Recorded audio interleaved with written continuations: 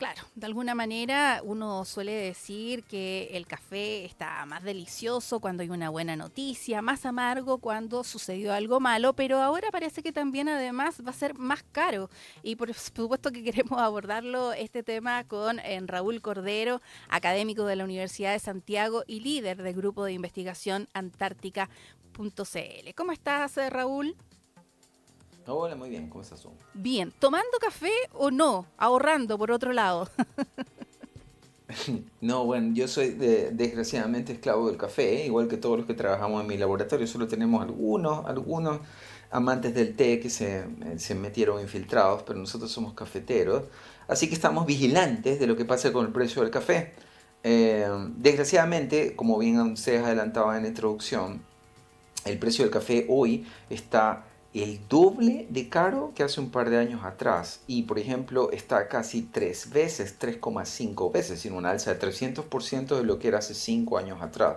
Es decir, en los últimos años el precio del café se ha ido disparando y las razones no son solamente coyunturales. Por ejemplo, mencionaron ustedes en la introducción los aranceles de 10% a los que están expuestos la mayoría de países productores de café: Brasil, Brasil, Vietnam, Colombia. Indonesia, Colombia, etcétera. Pero no es eso. Como te digo, las alzas que estamos hablando son de 100% en un año, 300%, 350% en pocos años más, ¿te fijas?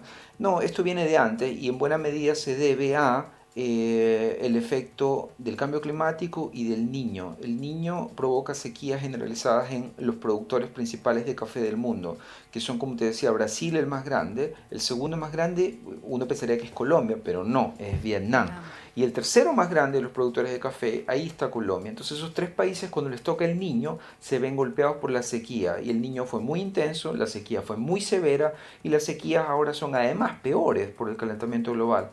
Entonces hay una disminución muy importante en la oferta de los últimos 2 años, producto de malas cosechas en los principales países productores.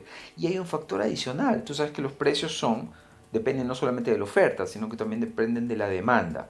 Hay un país tradicionalmente tetero, China, que está moviéndose hacia ser cada vez mayor consumidor de café. Entonces la oferta no ha sido capaz de suplir el alza en la demanda que viene desde Asia impulsada por China. Esos dos factores explican en buena medida el alza reciente, sobre todo esta alza explosiva del último año del precio del café.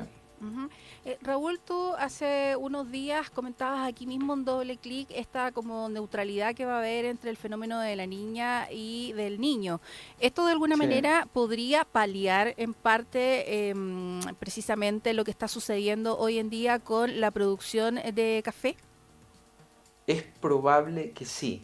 Fíjate que no solamente el café, el que fue el que ha tenido alzas explosivas en los últimos 2 años, sino que también el niño y el cambio climático afectaron muy fuertemente el precio del aceite de oliva. El mayor productor de aceite de oliva del mundo es España, golpeado por una muy severa sequía que terminó cuando terminó el niño. El otro producto que fue muy golpeado por el niño y el calentamiento global en los últimos años es todavía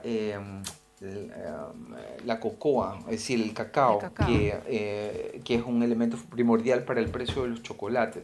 Entonces, a pesar de que el niño ya terminó, desgraciadamente las disrupciones en el mercado del cacao y en el mercado del café continúan y probablemente se mantengan, porque claro, hay, como te digo, esos dos factores. No solamente que tuvimos un par de años malos de cosecha, sino que además de eso está el alza en el consumo. Entonces es muy poco probable que el consumo en países que están cada vez más ricos, más hambrientos de productos tradicionalmente occidentales como el café y el chocolate, decaiga en China. Entonces China va a impulsar la demanda y es poco probable, por lo tanto, que el precio caiga.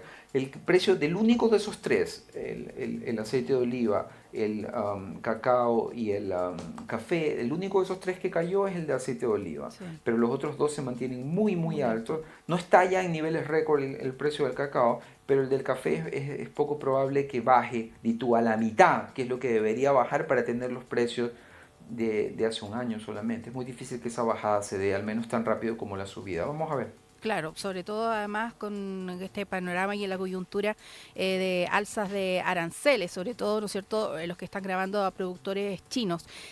Raúl, y en ese sentido también preguntarte qué hay otros productos, porque básicamente la agricultura es la que se ha visto mayormente Sí. perjudicada por el cambio climático, pero ¿qué Ujú. otros productos también están en riesgo de que pueda volver a sentirse el mismo fenómeno que lo que está pasando con el Mm. cacao o con el café?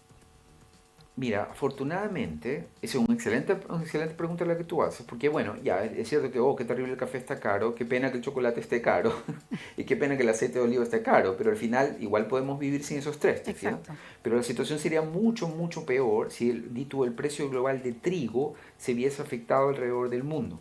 Ya, el cambio climático exacerba las sequías y por lo tanto afecta el precio del trigo, pero hasta aquí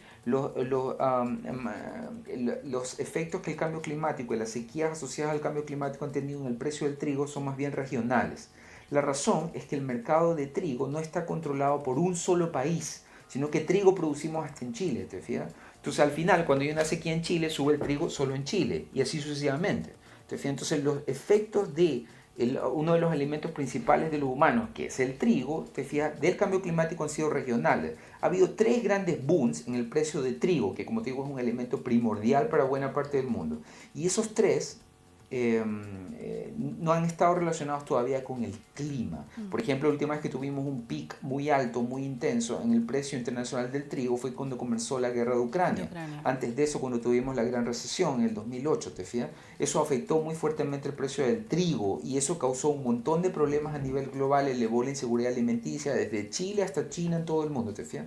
Pero afortunadamente todavía la huella del cambio climático o del niño o de la niña no se observa en el precio global internacional del trigo. Sí afecta el precio de otros productos como el café, porque el café, la producción global de café está concentrada en unos pocos países, no está tan distribuida como la del trigo.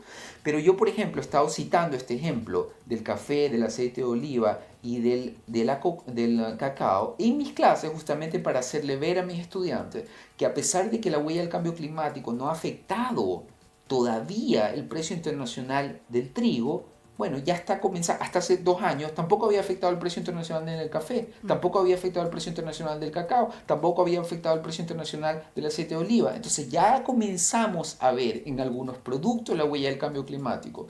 Si esa huella se expande y afecta a productos más importantes para la alimentación mundial como el trigo, ahí vamos a tener graves, graves problemas. No problemas regionales como lo que se ha visto anteriormente. Por ejemplo, el ejemplo clásico, lo hemos comentado con Ramón anteriormente, es la guerra civil en Siria, que todavía no se termina de cerrar. Esa guerra civil comenzó en el 2008-2009 con una gran sequía que afectó Siria, ¿te fijas?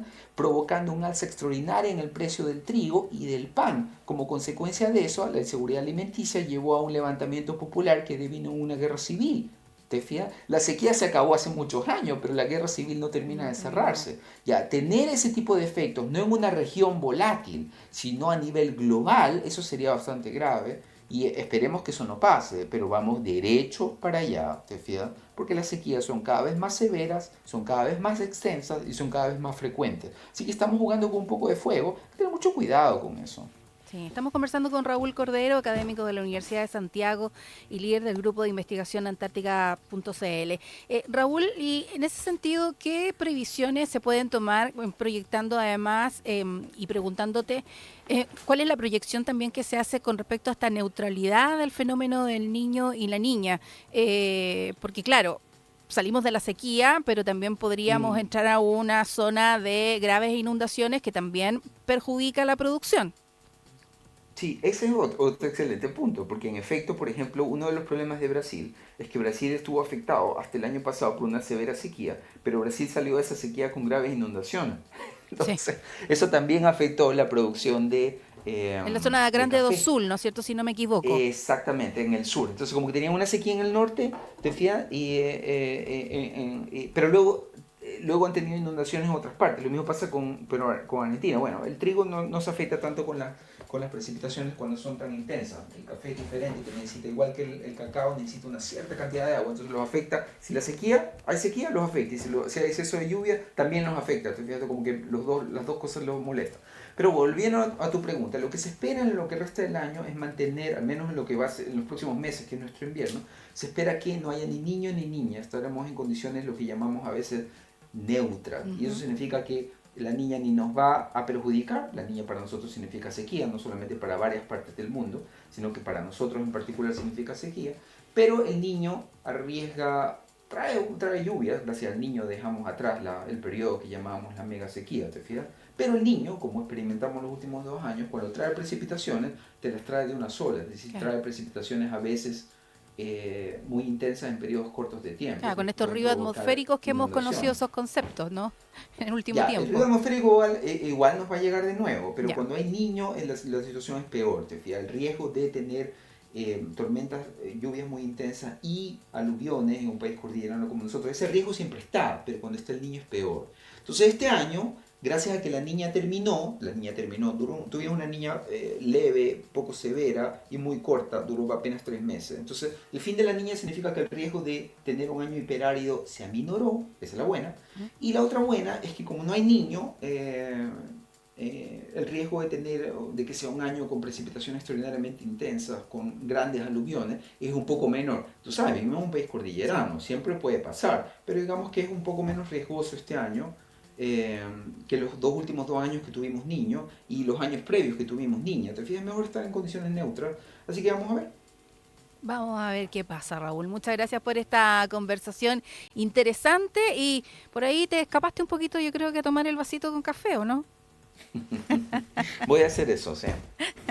Hay que aprovechar antes que siga subiendo el precio del café producto del Exactamente. cambio climático. Raúl Cordero, académico de la Universidad de Santiago y líder del grupo de investigación antártica.cl. Gracias por esta conversación aquí en Doble Clic. Encantado, nos vemos. Que Chao. esté muy bien.